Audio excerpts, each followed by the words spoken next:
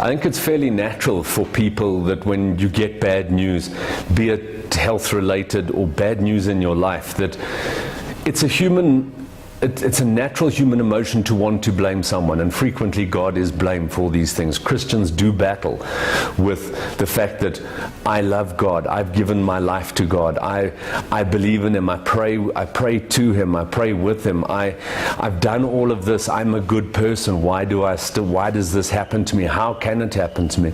I think the anger often also sits in family members more than the person who's afflicted. I think that we must remember that this story is not a story about me. This is a story about God.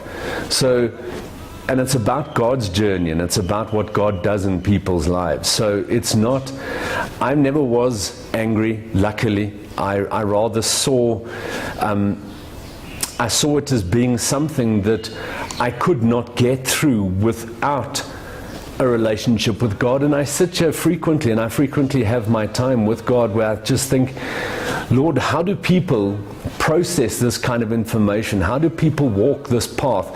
How do people go down on a journey like this without having you in their lives, or you near them, you to lean on, you to rely on, you to trust in? I don't know. I don't know that I could contemplate the thought of anything happening to me and leaving my family without God.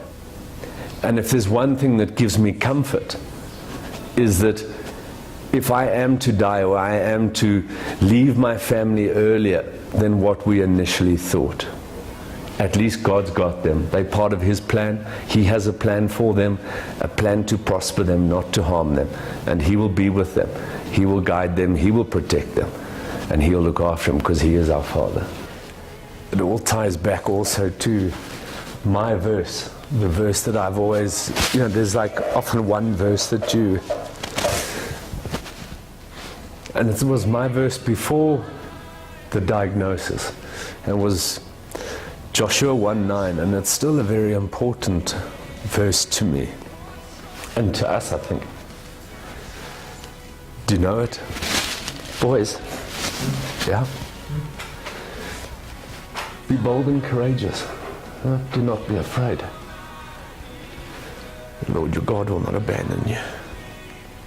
So that's always been my verse since before this happened, and it still is. It always will be. That's for everybody. Yeah. Doesn't matter if you live to be 90 or 105. Exactly what Pub says is true. If you don't put your hope in Jesus, then that's the end. If you do, we get to see each other again. We get to spend time in eternity.